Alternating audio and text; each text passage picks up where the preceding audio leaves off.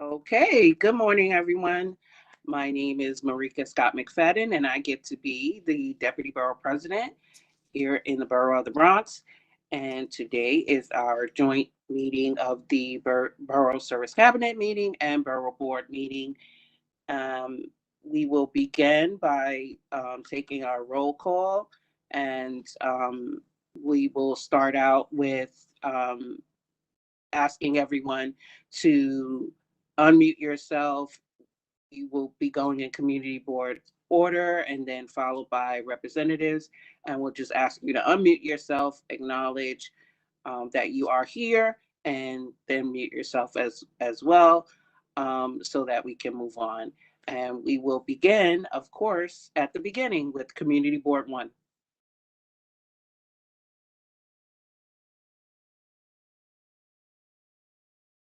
Community Board 2. Good morning, Madam Deputy. Ralph Acevedo, District Manager. Good morning. Always bringing a great energy. Community Board 2. Community Board 3. Good morning, all. Dr. Bruce Rivera, Board 3. Excellent. Thank you. Community Board 4.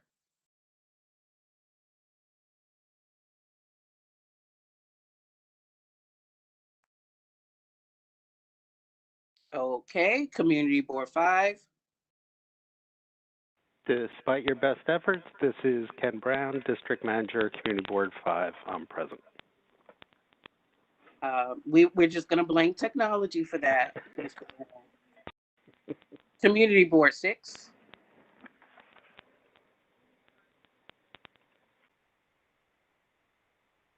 I just repeating Community Board 6. There was a little static there. Community Board 7. Yes, present. This is Emmanuel, Chair CB7. Good to see everyone. Excellent. Good morning to you. Community Board 8. Good morning, Laura Spalter, Chair, Community Board 8, and happy Thursday. Oh, that's good. Happy Thursday to us all. Community Board 9.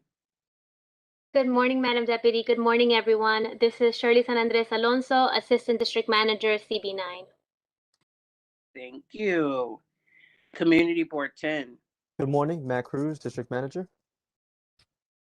Excellent. Community Board, 11. Hello, hear me? Yes. Yeah, I don't know. For whatever reason, it muted automatically. Jeremy from CB11. Thank you. And Community Board 12. Good morning, Madam Deputy. This is Dr. Michael Burke, Chairman of Community Board 12. Good morning. I'm sorry, I expected to also hear from George. I guess we don't have him this morning. Okay. Starting out with our council representatives, Council Member Ayala.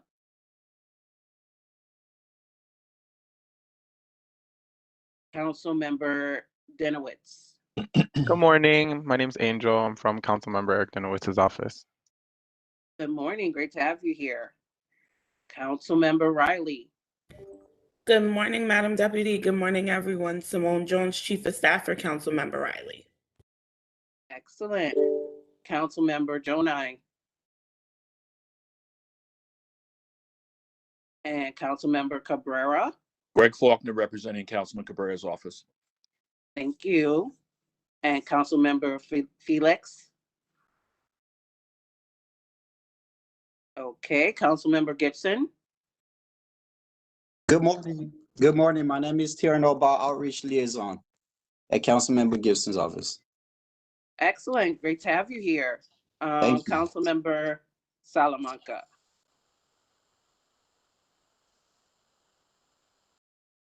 Okay, last but not least, Council Member Diaz Sr.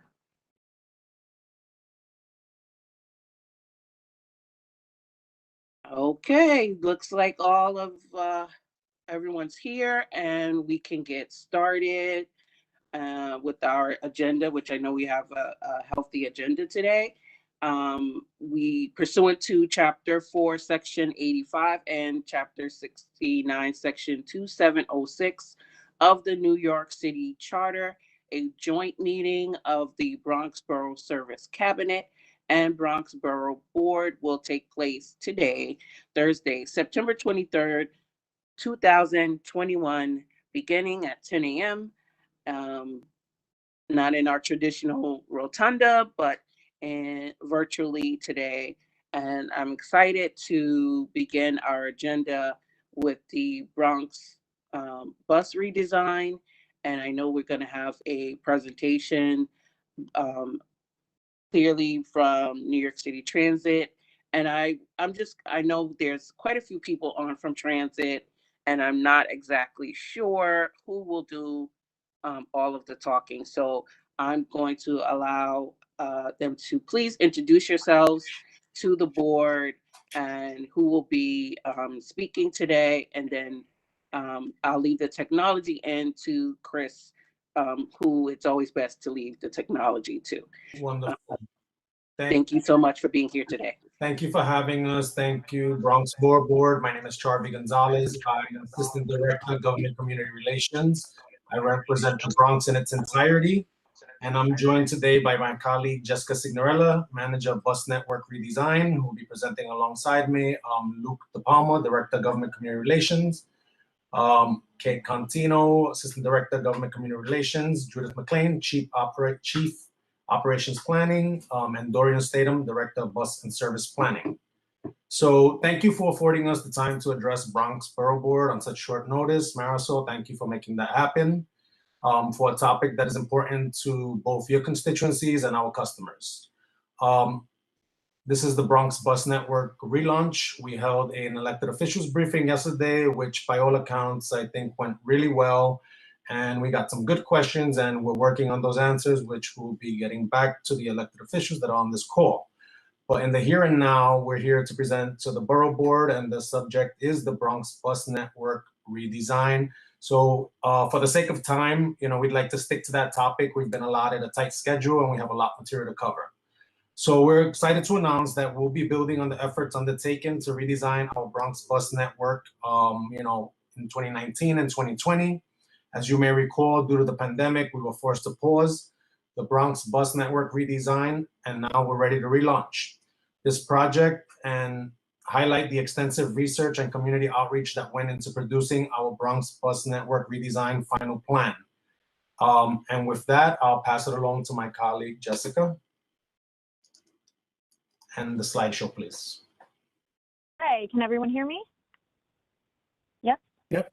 Yeah. Okay. And you just need me to share content, so give me 1 sec.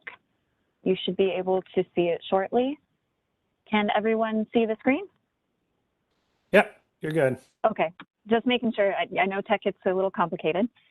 So Charlie mentioned we've restarted the Bronx Bus Network redesign, and we're moving forward. We just wanted to kind of go over with folks the process of the redesign and where we are now. So you'll notice that for the most part, we did market and service analysis with folks. So back when we kicked this project off in 2018, we got underway, we went out to the communities, we had a series of workshops. From that and from a lot of look we did at how existing demographics are, how all the bus service performs in the borough, and where things really look at as essentially taking a look at everything, how it operates present day. Then from that, and from what we heard from communities, we use that to inform redrawing the network, developing a draft plan. We shared that draft plan May 2019. We did a lot of outreach. Plenty of folks on this call had concerns, comments, things to say.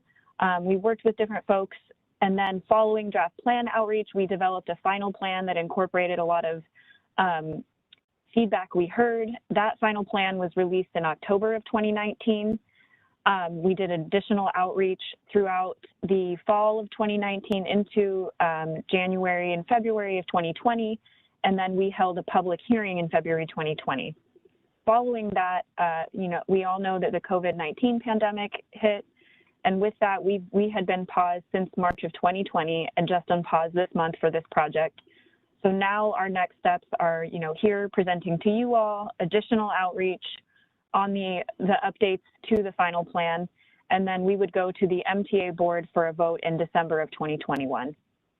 Following the MTA board vote, there would be about a 6-month gap where we would be doing a lot of internal work with developing and finalizing all the bus schedules, all the implementation planning, and working with our union folks to really get ready for implementation in summer of 2022.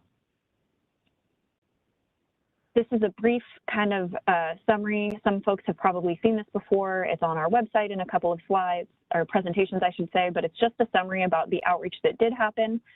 You know, we had an on-street team, which I was a part of personally. We went out and handed out a lot of take ones to folks to get them to go to our project webpage to really learn more about their respective bus route and any stop concerns they might have. There was a lot of posters, both digitally and physical, distributed on buses and subway stations.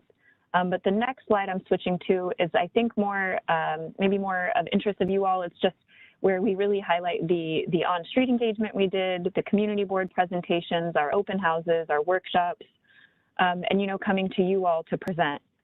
So just kind of giving a recap of the work that went into this project on our end and coordinating with you all to have it move forward from its 2018 beginnings to now. These are the redesign strategies that we use for all the boroughs, but are also, these specifically here are more tailored for the Bronx, obviously. I'd say the biggest is simplifying the network. There's a lot of routes that might make a lot of kind of small meandering movements, and if we can straighten the route out or do anything to make it more direct for customers, that's ideal. Enhancing connectivity, that's those east-west bus connections, as well as strengthening the interborough travel and interborough travel to Manhattan. Improving frequency, that's focusing on building an all-day frequent network. And so the ideal would be to have a series of corridors where there's service coming every 8 minutes, if not more often, which is typically the case. And we plan to increase frequency, as I said, on those 9 key corridors for 11 different routes. And then in terms of bus priority, folks in the Bronx already know that DOT has been out there and moving forward while the Bronx redesign was paused. And within New York City Transit, we had some planners there coordinating on all the bus priority efforts to make sure things continued. So you might see on another slide, you'll at least see us touch on the work that has been done and will continue to move forward for bus priority efforts in the Bronx. And then the last thing is balancing bus stops. We aim to improve bus stop spacing so that we can move customers where they're going faster, because with every stop removed, you can save roughly 20 seconds of travel time. And that, so by increasing our average stop spacing and having the bus pull in and out of traffic less, we're bringing our average stop spacing to something that's similar to peer transit agencies nationally, like across the globe. And we're just doing it in a way where we can move our customers a bit faster. Give me 1 second, it's lagging.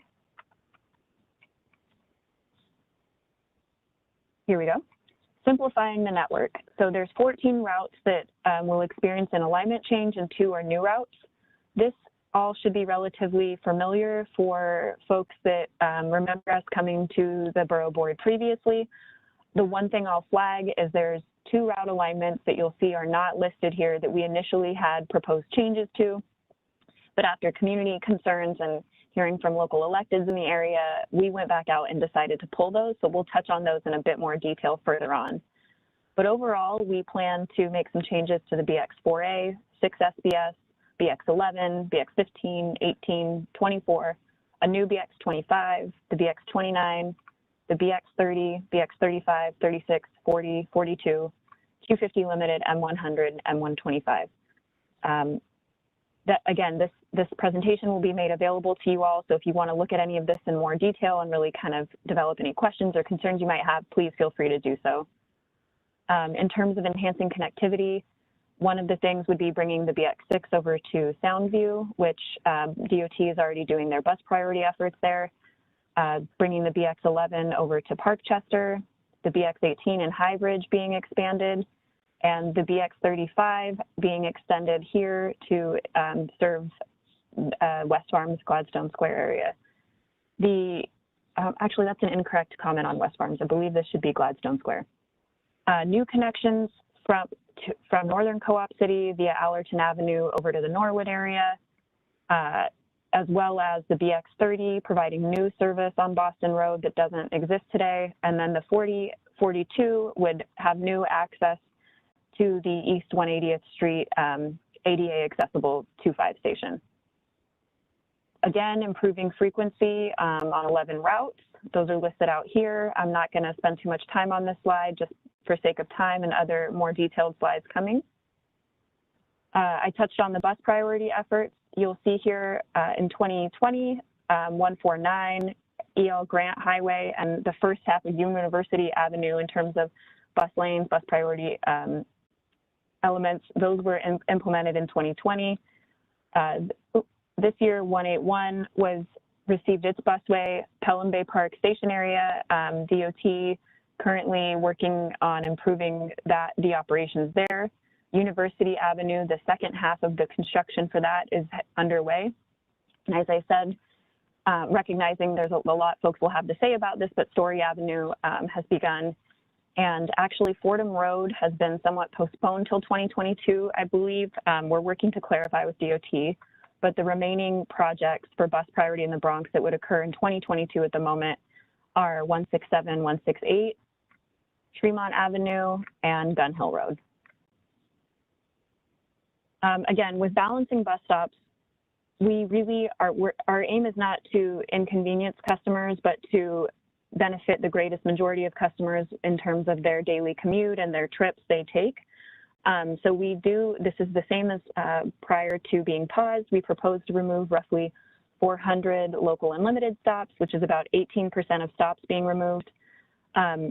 We really aim to maintain all stops that have heavy ridership, provide key connections, whether that's transferring to another bus route or to the subway, as well as any stops that are serving community facilities, educational institutions, medical locations, anything like that, we aim to preserve.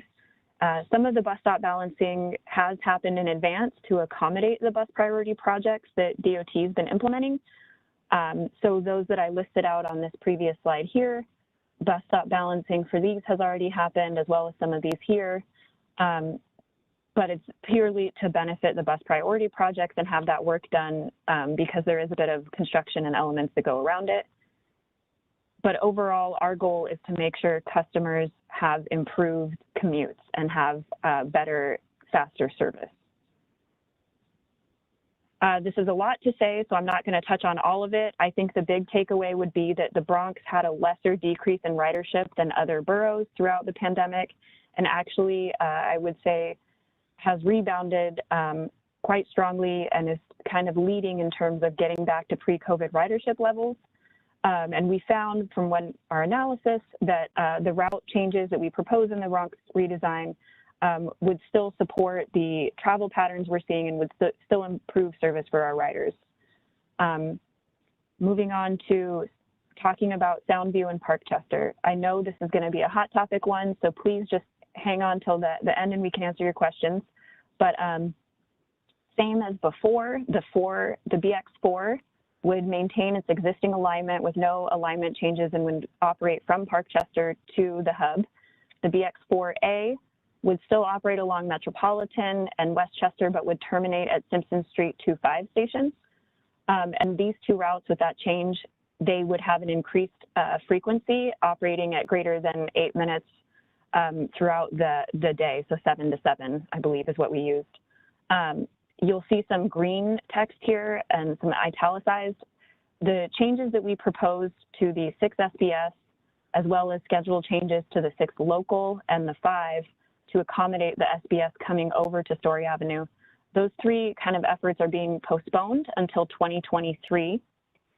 When this project was paused, it kind of delayed us a bit and it brought us closer. So now essentially the reason it's postponed is if we install off-board fare collection machines here, we're putting the construction costs and all of the money there for that to then uninstall it within a year. And we don't think that that's the best way to use resources. And we would prefer to wait until Metro cards are completely retired in 2023 and Omni is fully deployed.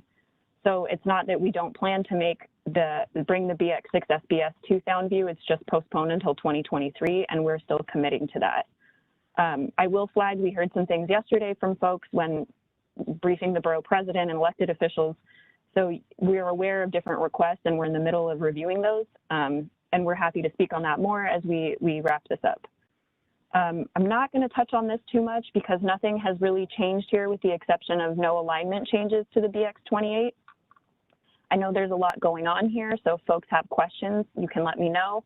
I'll just say that we do still plan to have the BX29 be shortened, terminating at Balcom Ave Park 6 station, with overnight service being added on the BX29. We do still plan to make some small alignment changes here in Country Club, but that would actually help to benefit travel times overall for the BX24. Again, I said introduction of the new BX25 route in Northern Co-op going along Allerton Avenue. And as I said before, the BX30 would be filling or providing new service on Boston Road that we New York City Transit, the MTA, don't provide today for local bus routes. So it would no longer operate along East Gun Hill, but the 28 and 38 will still remain on Gun Hill with frequency improvements. And the BX23 will see increased frequency to accommodate any of the shortenings of routes that we put here to make sure that customers can still easily and quickly get to Co-op City. I think the one thing I may have not mentioned is that the Q50 Limited will, during the peak periods, will do its same movements it does today in Co-op City. And during the off-peak, it will terminate at Balcom Ave Park 6 station during the off-peak times. And these changes were all things that we worked specifically with Co-op City on to accommodate, as they had a lot of concerns when we first released the draft plan. So this resulted from direct collaboration with them. In the Central Bronx, again, nothing here has changed since folks may have last seen this presentation. I will say the big thing again, expanding kind of the catchment area for the BX18 as well as improving frequency, extending the BX11 over to Parkchester to build that connection out more, as well as extending the 35, as I mentioned earlier. And the main thing for folks, if they're wondering, is the BX36 today, it comes up White Plains and then it makes its way westbound on Tremont and then goes to 180th. What we've done is kind of flip this. So anyone on the BX36 today will make that left onto Tremont and stay on Tremont for the entirety going into its Manhattan destination, while the BX4042 will operate on Tremont going on to East 180th Street and then go to Burnside Ave as it does today. So essentially we made it more continuous and consistent, so there's less switching back and forth on corridors. And so we think this is another positive benefit for folks. You'll see here a couple routes that some of you may wonder why specifically we're talking about the M100 when it's a Manhattan route. It actually does come out of a Bronx depot. And for the Bronx redesign, we looked at any route that came out of a Bronx depot. So first, I'll say for the BX15, which operates on 3rd Avenue, we're terminating that at the hub. And then the southern half of the BX15 would become the M125 and would operate from the hub on 125th Street and then at its western terminal. The M100, we would Jessica? also terminate. Yeah? Sorry. It looked like somebody else accidentally shared their screen, and we lost yours. Sorry to interrupt, but I just want to make sure that we're seeing the slides. Can you see it now? Yep. Yeah. Okay. Thanks for telling me. I didn't know. Yeah, no, that's okay. That. So I may have lost folks when I was talking about 125th Street. I'll just say the big takeaway is when we looked at existing conditions and we went out there, there's a lot of bus-on-bus congestion on 125th Street because there's so many routes that make the same movement along the entire corridor. So the thinking here was that by terminating the M100 and not having it get caught in all that congestion, it'll improve the reliability for that route and also reduce a lot of the slow travel times that our bus routes experience when they're on 125. Again, since we shared the final plan in October 2019, these are the changes that have been made. So one is the BX6 SBS being postponed until 2023, as well as any schedule changes to the BX5 or 6 local. we mentioned those because there was the initial proposal with the 6 SBS going across to Story Avenue is that the 6 local, which serves Hunts Point, would have increased frequency to ensure that no customers traveling along the 6 to Hunts Point would be negatively affected by having to take the local service. For the BX28, as I said, we heard a lot of opposition from different community members, including folks at Tracy Towers. We went out there, we took a look. After all the community input, elected officials and folks, we decided this route would remain as is. And similarly with the BX34, there was a lot of folks on Valentine Ave, particularly seniors that live in Servium Gardens, who didn't like the fact that they would be losing their front door service. And also there was a bit of elevation issues they had to deal with. So when we went out and looked, again, decided that this route would stay as is. Give me 1 second, it's lagging a bit. Okay, these are proposed schedule changes. None of the proposed increases in frequency or any adjustments have changed since we last shared the final plan. So rather than go through all these, because it's multiple slides, and I know you're on a time crunch, I'm just gonna go ahead and jump to our timeline. And we will, I believe this presentation has been shared or will be shared. So if you wanna look at any of this in more detail, it's here as well as on our website. Kate or Charvy, do you wanna go through timeline for folks, or would you like me to continue and then I can kick it back to you?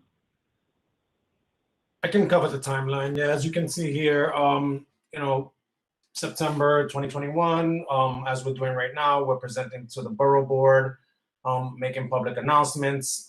Just to follow up on what Jessica said, I'll be circulating this presentation as well as a shareable PDF post meeting with all the community boards. We look forward for your partnership in this and you know, getting the word out there. As I mentioned from the onset, these are your constituents and our customers, and you know, we have a duty to serve them, and that's what we're here to do. Beyond that, we'll be offering community board presentations in October and November. Feel free to reach out to myself or anyone on this call. I'm your point of contact first and foremost, but anyone else on the call, you know, can take your request. We'll be reaching out to the community boards. I'll be circulating that email. We hope that in December of 2021 to have our board, MTA board, vote on the final plan, and followed by a June 2022 implementation. So yeah, once again, you know, I just want to impress upon our audience that we will be offering presentations to community boards and circulating this presentation as well as a shareable PDF post meeting.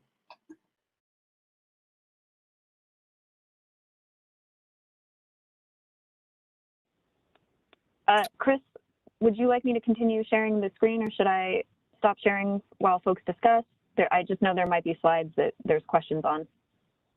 Yeah, I think it makes sense to leave that screen share going, and then if we get into Q&A, if it would be helpful to go back to any slides to answer questions. That way, it's easy. So, Deputy, if that's okay with you, we can start that process. Yeah, I'm not the deputy, but I think you know, our presentation portion is done. Jessica, do you concur? And if so, we can move on to that portion of it. As much time as we have left. I know we're on a constraint, and we will be offering board presentations. At which point we can take up individual issues and individual boards. And again, you know, we'd like to keep this to bus network redesign. I realize maybe some issues that are similar, but you know, the floor is yours. Thank you. Thank you for the presentation, and thank you for packing so much information in, you know, such a short slideshow. I'm going to open it up to the board members for questions. Chris, I'll ask you to really let me know whose hands are up. When the screen is shared, I can't see anyone, so I can't even see myself. So I hope that that I look okay. But I can't see anyone, and therefore I can't see hands raised. So If Yeah. if anyone has a question, raise your hand virtually.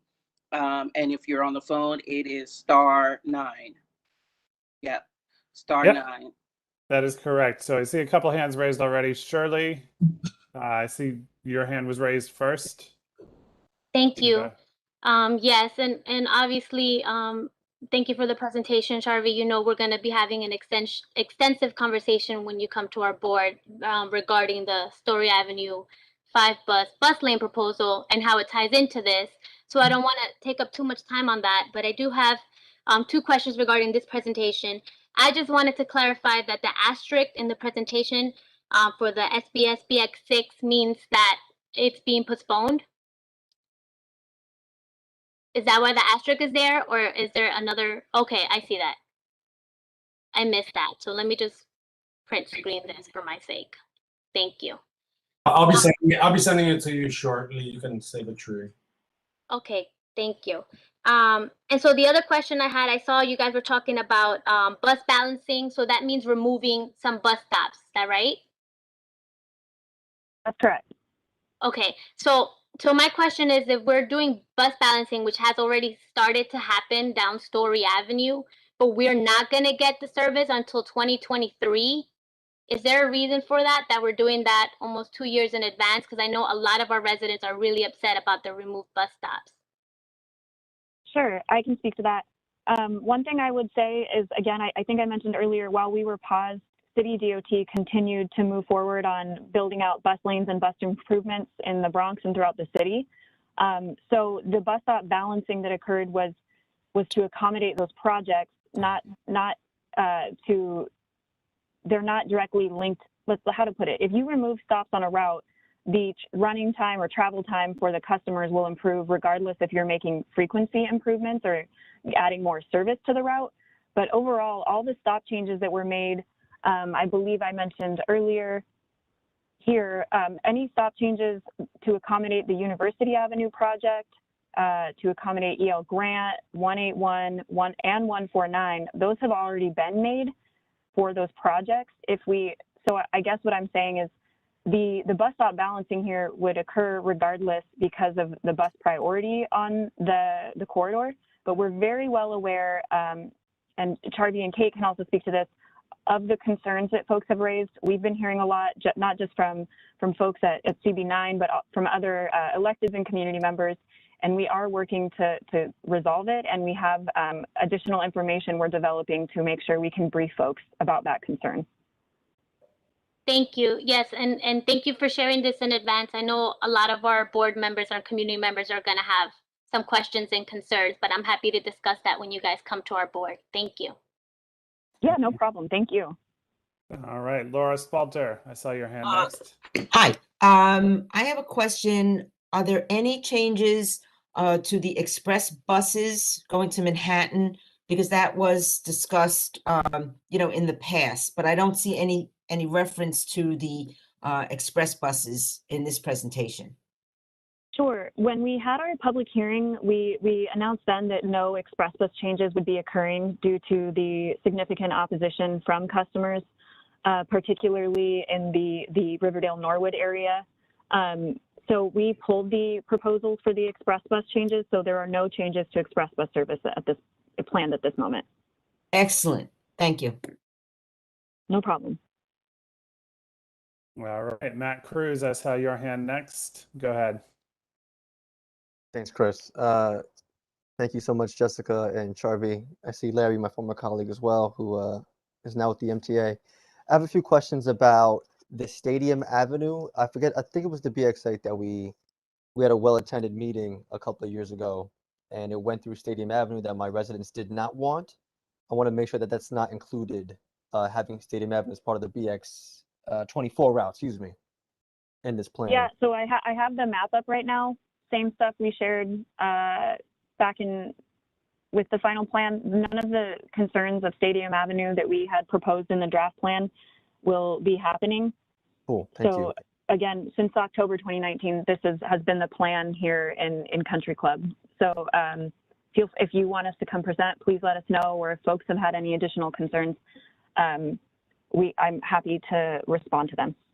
My second question of three, unfortunately, my second question is, there was a proposed BX 4042 line through Balcom Avenue, and residents were concerned since there was a barrier there for so long at Balcom and Sampson. Is that no longer included as well? Yeah, you'll look here. When we came to you all for the final plan, this was the same alignment here. So again, no, all the concerns with Balcom, all the alignment for the 40 and 42, because it wasn't just Balcom, you know, there was a very limited number of people, but folks who were upset about changes here and here. So the I should say southeast segments or ends of these routes are not changing at all. Okay. And my third is, I still see no inclusion of a bus route towards the new ferry service in Throgs Neck. And perhaps the Q50 or something going towards Queens can make a quick stop at Brush Avenue to allow folks to get onto the ferry to go to Manhattan. Is that still not being considered? Do you guys want to talk more about that offline? But that's something I hear often of. At this point, we have no plans for the Bronx redesign to add a new route that would just directly serve the ferry. However, Queens redesign, while they have not yet publicly unpaused or been going around, I know they're looking at different things, but that's something that we can look at further and analyze and get a response for you on. Thank you so much.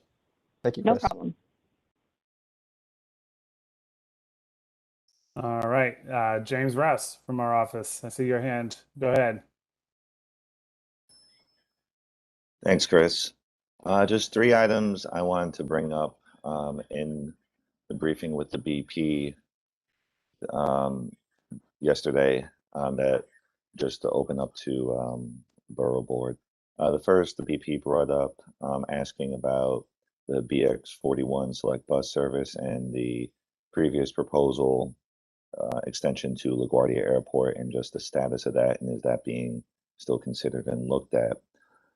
Jumping off what Matt said about the X4042, if you could discuss the alignments a little more, especially moving west in the Bronx towards West Farms, Bronx Park South and such with the swapping with the BX36.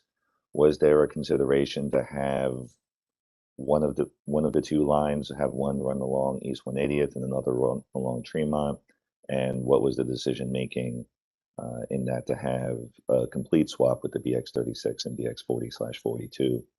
And number three, there's seems to be no overnight service up to Woodlawn, which during the day there are three buses that serve Woodlawn, the BX16, the 31, and 34, and a neighborhood that has a high proportion of essential workers, healthcare workers, uniform services, construction workers that work in odd hours. And as a neighborhood that's not served by subway, only by Metro North otherwise, just explaining why this neighborhood is not being considered for any type of overnight service, given the makeup of the working population there, and not being able to be served between 1 and 5 a.m.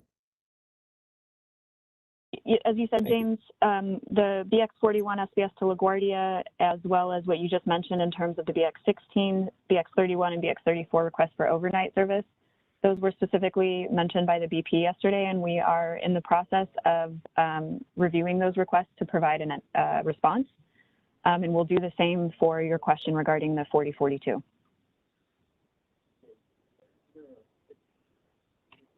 Okay, well, with the last one, it's just just a discussion.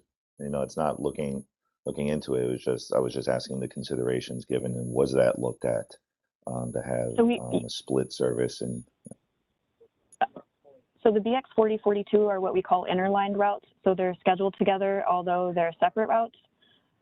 So I would say one thing that would become problematic if you send one down Tremont and maintain one on East 180th is you're going to have customers that are used to being able to take either or on Tremont and benefiting from whichever is coming first in that combined frequency.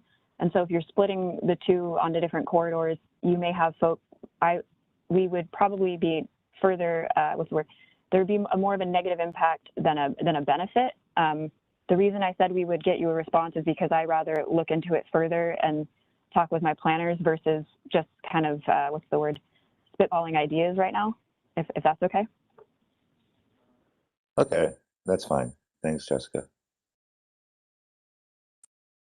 The last thing I wanted to ask, because it's been hard to get, could you potentially share the request you're getting for the overnight service for the BX16? It would just be helpful for us to know where the folks that are asking it for the service, where specifically they're living and where they're traveling to. If possible, that would be great. Okay. All right. Shirley, I saw you put your hand back up. I don't know if that was intentional. Yeah. I just have one last question. This is just for my understanding. So I get why the postponement of the SBS 6 until Omni rolls out. But just for my understanding, is there a reason why the frequency changes are also going to be affected for the 5 and 6? Sure. So the BX6 SBS coming over to Story Avenue, the BX5 frequencies would be adjusted because of all the added bus service to make sure that we're not over providing or under providing.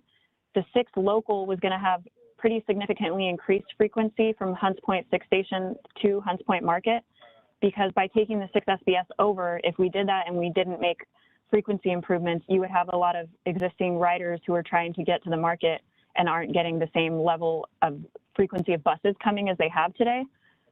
So because we're not bringing the 6 SBS to Story until 2023, it's not warranted to increase the frequency on the 6 local from this segment, this area here that I'm showing. It doesn't make sense to do that. I guess I would say if the 6 SBS is still operating there now, like these schedule changes are all interlinked with each other, I guess is the best way to put it. That makes sense. Thank you, Jessica. Okay, because I know this is all stuff I'm really familiar with, but it can be a lot to, what's the word, process for folks. So if I can explain it in a better way or you need me to word it different, anyone, please just let me know. Thank you. That was great. All right. I do not see any other questions at this time. So Deputy, turn it back over to you. Excellent. I want to thank everyone for their questions and thank you for the presentation. Looks like we're making a lot of progress. Can we unshare the screen, please? Thank you for your time again, and please do reach out if you have specific presentation requests. And in short order, you'll receive the presentation and a shareable PDF. Thank you. Great. Thank you, everybody. Take care. So we're going to move forward with our agenda. Something that I think we're probably all really interested in talking about, finding out more about. Many of us have worked over the last year throughout the pandemic with getting the census numbers and making sure that the census was done. And I think it is appropriate to say it was successful. It was a successful. It was successful in that there was a pandemic, and then we were able to, and I'm sure our presenter will go into more details, but we were able to do what needed to be done in terms of making sure that Bronxites came out or stayed in actually and were counted census-wise. And so the census being one of the first steps, now we start looking at what that means and following the other steps. And so we're going to welcome our presenter, Miranda Goodwin-Robb, and she's with the New York State Redistricting Commission. Thank you so much. Actually, it's Asi. I'll go first, and then Miranda's gonna do a little bit of a screen share. So if that's okay. Thank Okay, you so I'm much. so That's sorry. okay. I'm I know sorry. she emailed back and forth. So thank you so much. That was an excellent sort of segue to our speech. My name's Asia Vadi. I'm the Director of Public Engagement for the New York State Independent Redistricting Commission. And everything I'm going to tell you is on our website. And after I finish, Miranda's going to just share on our website some key spots for you to look for to make it easy to navigate. And many of you may be asking, what is the Independent Redistricting Commission? This is actually the first time the commission has come together. We were a product of a 2014 ballot amendment, Proposition 1, that implemented a constitutional amendment to implement historic changes with the intent to achieve a fair and readily transparent process to redraw the state legislative and congressional lines. So we're only considering state assembly, state senate, and as well as congressional lines. The Independent Redistricting Commission is composed of 10 members, 4 appointed by the Republican legislature, 4 appointed by the Democratic legislature, and then each of the 4 appoint independent. So the 10 commissioners bring a breadth and depth of knowledge and understanding and experience around communities and redistricting, and their bios are on our website. So I would encourage you all to just check out who's there. And the commissioners are tasked to submit preliminary draft maps on September 15th, which was last week, after which we hold 12 mandated public hearings. Those hearings are mandated in the Constitution, which cities they're in. There will be one in the Bronx, and there will be, as well as one in each of the boroughs, as well as across upstate. We start October 20th. In Buffalo, and then we are going to try to finish upstate before it gets too cold and no random snowstorm happens, and then come down. So the Bronx date is actually on November 9th. And then after we do the hearings, we will submit the final maps to the legislature in early January. I recognize we're in a really condensed timeline. Our timeline was set up prior to the change in primary dates. There's actually a ballot amendment to change that in this year's ballot. In addition, the census that we all did a fantastic job. I actually worked on census last year. I agree with you. It's a complete win. I mean, the New York State really got out there. But the census, because of the pandemic, usually releases the data in April. They didn't release it until mid-August. So we had a month to look at the date. The commissioners had a month to look at the data, and were able to get out draft maps as quickly as possible. One of the pieces that the commissioners felt that before they even did the draft maps, they wanted to hear from the community. So in August, we did a listening tour. Those videos of those listening tours that we held across the state in different regions are available on our YouTube channel, which you can see there, the link. And that really gave us a lot of information about communities, what their interests were, and folks actually submitted maps as well as written comments and testimony, which are also available on our website. You can see everything people submitted by region, as well as if anybody submitted something for a New York State general or a New York City general sort of comment. And one other thing I just wanted to mention that, we had over 500 people sign up for our listening tour. Nearly 300 people spoke. Over 500 people submitted testimony, written comments, and map. We have over 1,200 pages of content that you are welcome to go through. Miranda and I have definitely gone through all of it, as have all the commissioners. So, and then the last bit, I just want to remind people, we do, we would encourage people to sign up for updates on our website. I think, Miranda, if you want to share the screen, you can show that. Follow us on social media, stay updated, and really encourage you. I know I actually sit on a community board, as does Miranda, in Manhattan. We know you guys are more than the board. You are connected to neighborhood associations, tenants associations, faith communities. We really would encourage you to help us get the word out that the commission is really committed to the public process and hearing from the public. We would love to have comments from people, whether that's by, sending us just a map of where your community is, or written comments, or coming to speak at the hearing. And then, Miranda, I'll trade off to you.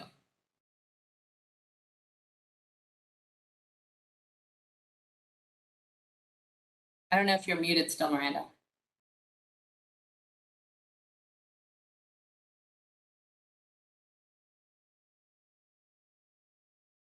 Yeah, Miranda, we can't. Sorry, I couldn't find the mute. I'm so sorry. I'm not familiar with WebEx. Please excuse me. Yeah, so as Asia mentioned, the commission really wants your input, right? I mean, there's there's no way to understate how important it is for the commission to hear from all New Yorkers. So if you check out our website, you can send us a comment, you can write an essay, you can write a line. We accept all lengths of comment, as well as we're accepting maps. So there are a lot of third-party tools that make it really easy that have downloaded the most recent census data. So you can draw your own district, tell us why you think it's important, why the commission should consider it. And on our website is also where you can sign up to attend a meeting. So as Asia mentioned, there will be 14 meetings throughout the state. There is one for the Bronx and it'll be in November. So just sign up on our website for that. And yeah, and if you would like to see past comments, you can check out submissions. And then finally, if you want to look at the draft plans, there are 2 sets of plans for each level of government that the commission is responsible for redistricting. So Congressional, State Assembly, and State Senate. Use this little toggle, and then you can do current bounds and congressional letters, right? And so if you unclick all these other things, you can play around with our website and see how our proposed lines differ or are maybe similar to existing lines. Yeah, and if you're a real nerd for this, you can explore the laws and regulations as well and take a deep dive into the creation of the commission and the governing structure that we're under. So. Great. That's it, I think. So we're happy to answer any questions. We have been trying to make it to some of your community board meetings, but we know it's hard given the holidays and the structure. And, we don't have the breadth and depth and funding that a federal bureau like the Census Bureau has to give to get folks in. It's Miranda, me, and another colleague that are making our way across the state. So I'm happy to share info, and we'll definitely be sending it to the Bronx Borough President's office, any announcements that were, and we'd appreciate if you guys could send it on to all the chairs and district managers who can then share it with your communities.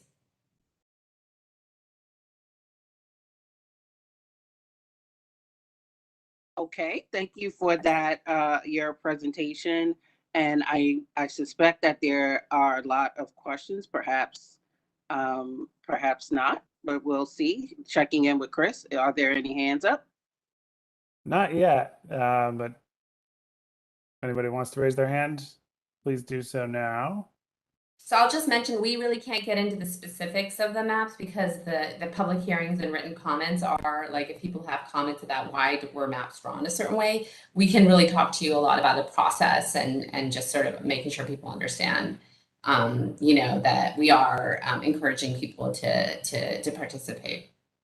So actually, while we wait for hands to raise, maybe you can go into a little bit more of, what it is that the commission has done in terms of making the maps and why it's important and what are some of the considerations. We know that, our Voting Rights Act has been diminished. And so some of those protections for a county like the Bronx, which was a protected county, does not exist anymore. I mean, I don't want to necessarily, you may not be able to go into that per se, yeah, but just speak to what it's mandated. The process is mandated into the Constitution when they did around election law and district laws are mandated in the Constitution, and the commissioners did follow those mandates as dictated in the Constitution. But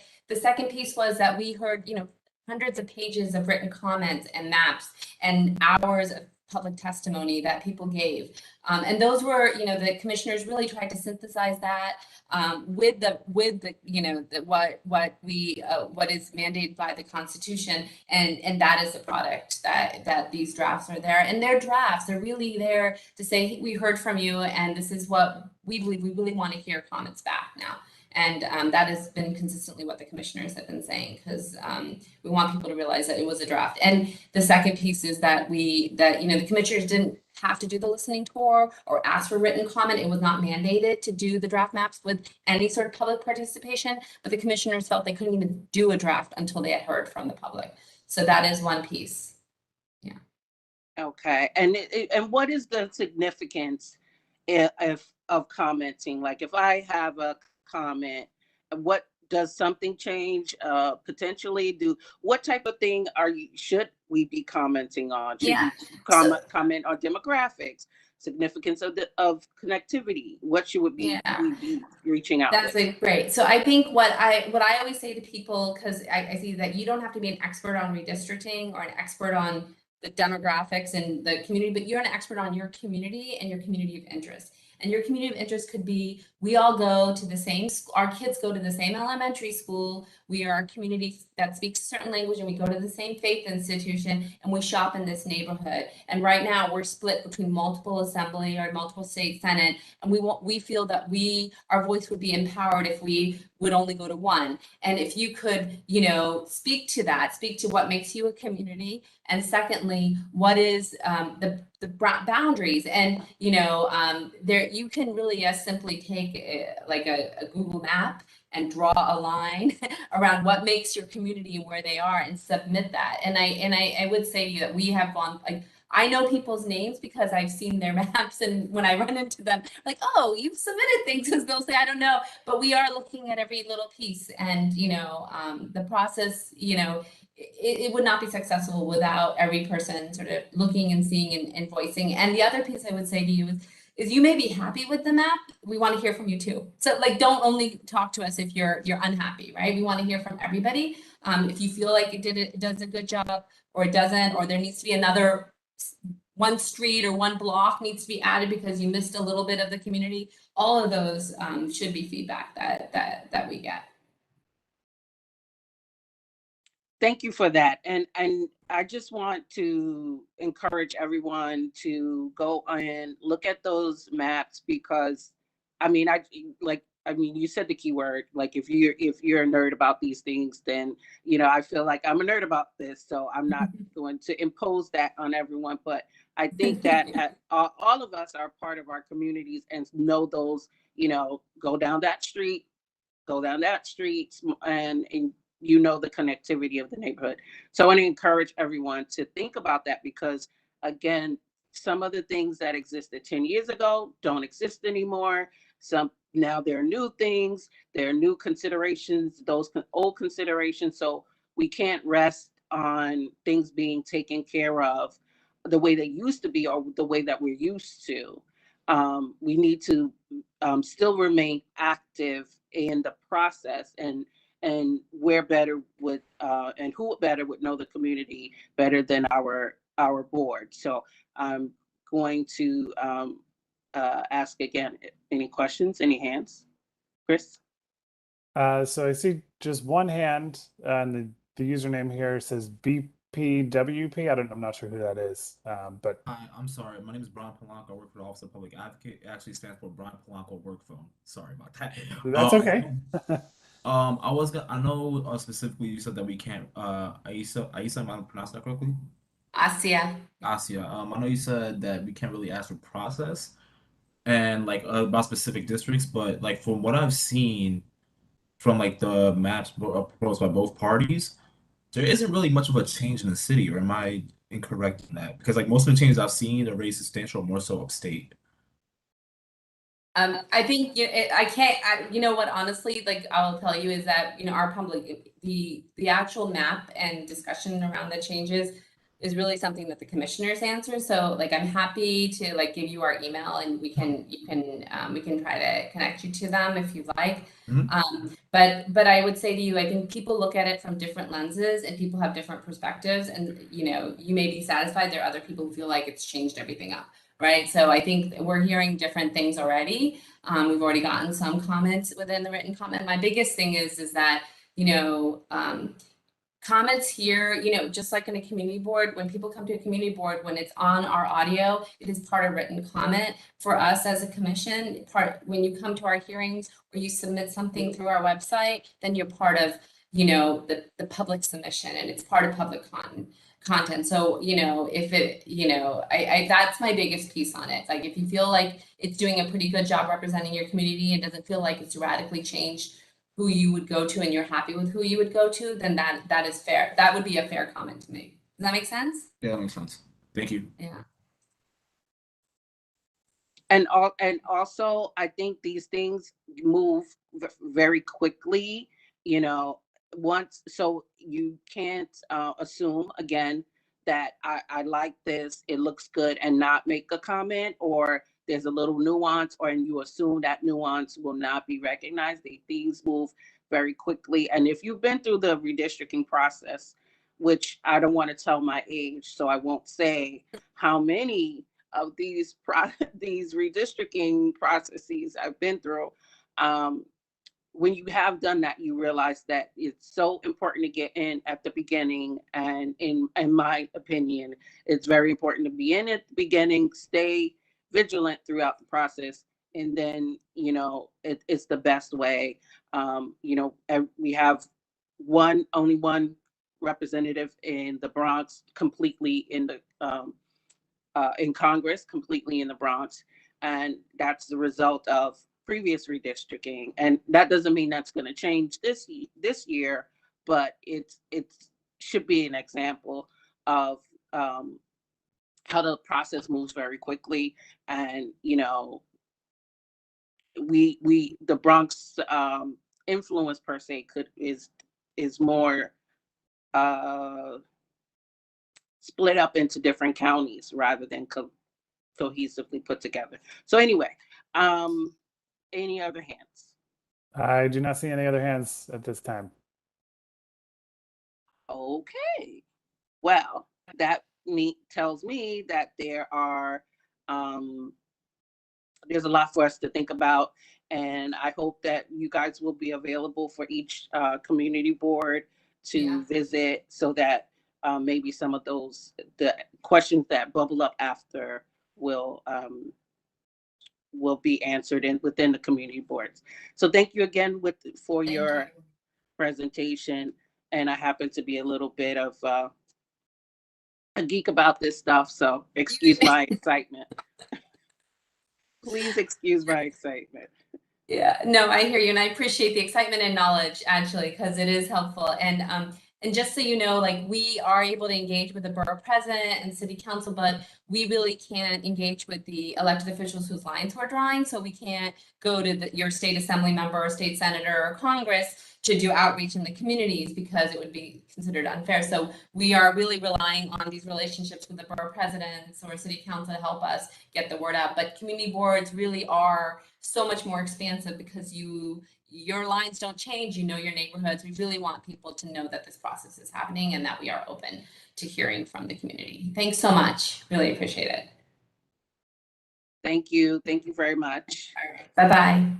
Oh, I see some hands clapping. I'm getting used to technology. So that means you ladies did a great job. Thank you. Good. Thank you. Take care. And I think Miranda posted some other content and links in the chat, so it'll be easy for everybody.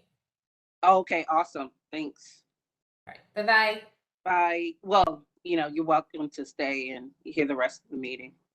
Thank you. It's fascinating. I always like it, but we have to go do some other ones. So well, you flatter us, but thank you for that comment. Take care. Bye-bye. Bye-bye. So we'll just move on. We're moving quickly through the agenda, so that's great. We're going to move on to the portion of our meeting where we do announcements, which will allow everyone to respectively talk about any announcements, any goings on in the district. But first up, we're going to have the borough president's own, our health director, Dr. Nancy Keck, and she's going to be speaking. I don't know if I saw her. So, Chris, is she there? Yeah, there she is. Yeah. Okay. I'm sorry. I apologize. I can't see everyone. So, and sometimes I can't even see myself. So, you know, go figure. I will give you the floor, Nancy. I see someone sharing, and yes. Go ahead. Take it away. Good morning, everyone. It's been a while. I wanted to remind everyone that last year we had in one of our last in-person meetings a presentation from the Centers for Disease Control, and we had two people that talked to us about this health census. So it's actually a good segue from talking about the census. And the study that they were talking about is the National Health and Nutrition Examination Survey, NHANES. It's really an extraordinary effort by the CDC to figure out, to get a snapshot at a moment in time of multiple communities across the US at the exact moment in time. How healthy is everyone? So interestingly enough, the last time they came to the Bronx was a very long time ago, over a decade, and they are back. We were randomly selected as a segment for this study. As you all know, it was supposed to happen last year, but because of COVID, everything was pushed forward. And they are currently in the Bronx setting up as of this week for this endeavor. So the important thing is the NHANES study is being done through random communities within the Bronx, as well as elsewhere in the US. And it is a statistical survey. They're looking at the overall health of the population, excluding, I think, possibly including the effects of COVID, but really looking at general health, a baseline. And they use that for not per se to do specific funding decisions, but to have an understanding of need within communities and how that is aligned with funding to those areas, right? So they have asked the borough president to help raise awareness that these individuals will be canvassing, calling, even door to door in Bronx communities, for us to make everyone, all of the residents within our districts, aware that this is a legitimate process. This is the federal government. This is not something to be afraid of, but something that really benefits the Bronx, just as they participated in the general census. This is really a health census. If you can go to the next one, Chris. So the NHANES, as I mentioned, is in multiple neighborhoods. That is kept secret. We don't know where they're going to select or how. It's supposed to be a random process, but they definitely are having door-to-door visits to get volunteers. In this day and age, that's a little bit dangerous. We know that there are people who pose as Con Ed workers and other kinds of service providers and then wind up robbing homes. So, one of the important things about this is they all have IDs. They will all have information and a letter from the borough president, which we have drafted to support this effort. And we are asking everyone here to really help raise the awareness. And basically, the first part of the study is they do these household interviews. Whoever lives in the home, they ask them a standard set of questions. They then ask whether anyone in the home would want to volunteer for a subsequent medical exam.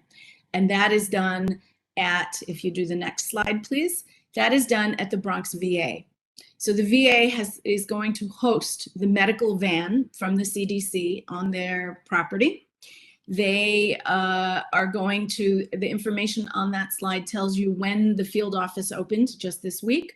They're going to actually start administering the surveys in a few weeks, but it's our job to make sure that everyone in the Bronx knows that they're here, what the purpose of the study is, and that this is a legitimate process. And that, the data are anonymous. Whatever information they collect is not something that is going to be used for any other purpose except to really get an understanding of population health. They basically extrapolate what they find in these various random pockets of the Bronx to be representative of the overall health of the entire borough. There is a contact person. Also, anyone who has questions can contact myself in the office. I'm happy to help you. We have a social media toolkit for those of you that may want to post that, not just flyers in your district offices, but through your social media platforms, emails, etc.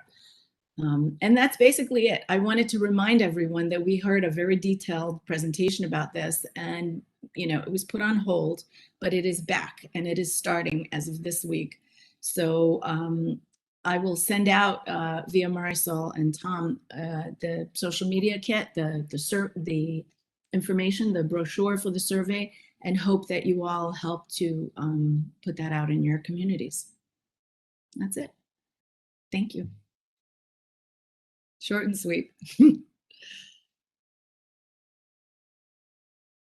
questions. If anyone has any, I may not be able to answer them, but I will find your answers.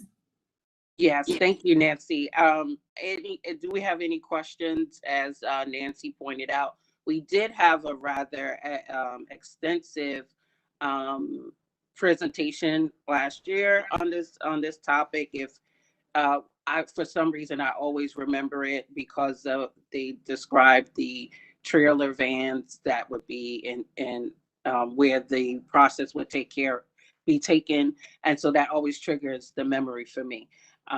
But that being said, do we have any questions for Nancy? Excuse me, Dr. That's okay. Nancy, regarding the National Health and Nutrition Examination Survey. Any questions, Chris? No hands raised, but there is one in the chat. Ken dropped it in here, so I'll read Ken's question. When people go to the VA, will there be case management available, i.e. help getting access to health insurance or referrals for other services? I would think that the answer is yes. I will find out. You know, that's, one would assume that if they get a very thorough, comprehensive exam. So those trucks are outfitted with MRIs and all kinds of stress tests, everything that you can imagine, they are administering. So if they do find anything, I think somewhere in the literature or embedded in some of the materials at the presentation that they gave last year, they will, you know, refer people on to local service providers. And certainly, I think that's an important thing. For some people, this may be an opportunity to get an incredibly detailed, you know, physical exam that they otherwise would not have gotten anywhere else at any other point in time. And that could find underlying conditions or whatever, and I will get a definitive answer on that from the CDC regional manager for this process. Thank you for asking. Yeah, that All right. seems really, really important. And maybe we can even look into our meetings last year and see if we have that presentation ready to be distributed to the board again in reference to this. There was another question that just popped up, Chris. Yeah, Michael Burke, I just saw your hand raised. Go ahead and please unmute. Thank you, Mr. McShane. So, Dr. Keck, I have a question. As it pertains to this survey, pretty much what I'm hearing is it's going to be an extensive medical survey. Are there going to be any, well, not say nutrition services or maybe like a dietitian present? Because as you well know, a lot of health conditions are predisposed upon what we eat and what we take into our bodies. So do you know if that's going to be a part of the survey, or is that information that you're unaware of at this time? I think the goal, pardon me, the goal of the survey is to collect data. It is not necessarily to help administer care to the local population, right? So, and they de-identify whatever they collect. So it's an anonymous collection of health information that is then analyzed extensively compared to other areas of the US, and they extrapolate important information from that.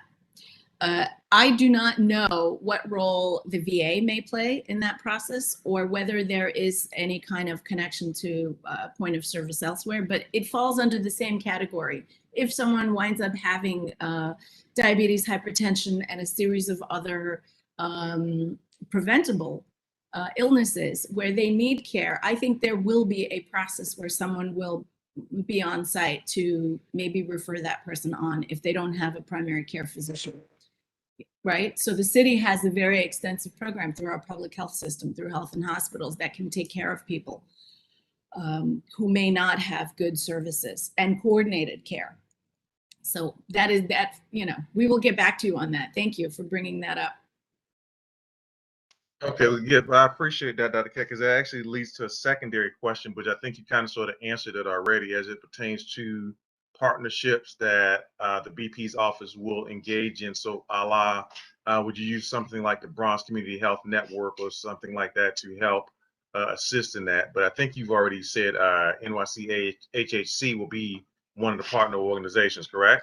Well, I can't say that they're partner, but we are supporting. So I'm glad you mentioned the Bronx Neighborhood Health Action Team, because that's I guess the Bronx version for the people who don't know the name of the Department of Health. And in fact, for any of you who know Anita Reyes, she was just named as the Assistant Commissioner of that office for the Borough of the Bronx. So kudos and congratulations to her. They are actively supporting this study. They have written letters of support, as has our office, and they are helping to promote through the Department of Health, also their social media platform, their website, in order to really let Bronx residents understand that this is a legitimate process. And I think that that is where the point of connection to services and needs assessment will be done, particularly for people that they've found in a vulnerable condition with illnesses that need referring. But yes, to answer your question, our Bronx Department of Health is on board, and they are actively monitoring and supporting the process. Okay, again, thank you very much. Thank you. All right, I don't see any other questions at this time. Okay, well, Dr. Nancy, I hope that we can get positive feedback that there will be aftercare of sorts too. I think that goes a long way for having people get involved, and certainly if they find something, they can be treated or given advice. Our next step is just any other board members who have announcements to make. And we'll take a pause just to allow people to raise their hands or do *6, *9 to raise your hands if you're on the phone. If there's anything about your board that you would like to communicate at this time, now is the time. Any movement, Chris? Nothing happening? No, nothing. I feel like everyone is just saying this meeting is so awesome and it's giving everything it's supposed to give, and there's so much information here that we need to end quickly and in a hurry. But that being said, I do thank you all as usual for coming to the meeting, for being a part of the community board. No. Did I miss it? Is there a hand? Did it log off? Oh wow. I think it's shut off. All right, have a good one. What happened? I don't know. Jermaine from DSS, did you have something to add, or were you just? Now you're muted. You were not muted before. Am I okay? Yeah, we can hear you now. Hi, okay. There you Okay, go. So real quick announcement is that, we know the rent moratorium been extended. We continue pushing individuals to apply through ERAP. Okay, don't worry about it. Yeah, I know y'all want to go, so. No, go. No. This is why we're here. Please continue to share. Wow. Oh, okay, yeah, through ERAP. So please, if you know, let your constituents know to apply through ERAP. It's still available. The greatest thing about it is that if you qualify and you get the money, it does not have to be paid back. Individuals that have to apply through HRA, you do have to sign a repayment agreement. So our goal is to first get you the one that's going to benefit you the most in the long run before coming to us. And that's it. Have a great one. I'm sorry it started slowing down on you, but everybody stay safe. Yeah, no worries. And perhaps my phrasing was a little off. Not just board members, but also agencies. Anybody who wants to. I see some people are throwing some things in the chat right now. But if there's anyone else who wants to, make any sort of announcement, not just board members, but also agencies in attendance that would like to, do so at this time, raise your hand and we can acknowledge you. Mike Sharp from Finance just raised his hand. Mike, go ahead. Hold on a second. Do you hear another meeting going on, or just me? Just you. Okay, great. I've got voices in my head here on two different things going. I'm sorry. Good to see everybody, first of all. It's been a while. Glad everyone's doing well. Department of Finance, couple of things going on. Of course, sounds like a broken record at this point, but please, individuals who are in the rent freeze program who have not renewed, you didn't get your benefit revoked during the pandemic, but at some point, this process will sunset and a renewal application will be required. If you do not renew the program, you could be in a situation where you owe arrears. It can be all avoided simply by sending in the application, the renewal application. That's, we've been saying that for a couple of months, but it still exists, that situation. This year, there are arrangements for individuals who may have had some trouble because of COVID with tax payments, and they're a little bit behind, to visit the website to see that they have certain abatements in place for interest and penalties on some of that material. And this year, it hasn't been around for 2 years, there will be a lien sale. December 14th, there will be a lien sale. It's on the website, but there are a number of ways in which you can avoid that as well. And some new ways that you can avoid, like a hardship declaration and others. Just please encourage you to visit the website to check out those things. And of course, we'll continue to be in touch with you folks and update you on those things. Once again, good to see everybody, and thank you for a few moments. Thank you, Mr. Sharp. Any other hands? I do not see any. Okay, pausing to let that settle in. And anyone who needs to take a minute, we'll wait for technology to catch up. Seeing that there's no one who has a question or comment, I thank everyone again for being with us today. Thank you for your community participation. Thank you for paying attention and participating with our presenters today. And I look forward to seeing you next month. Thank you and have a great day.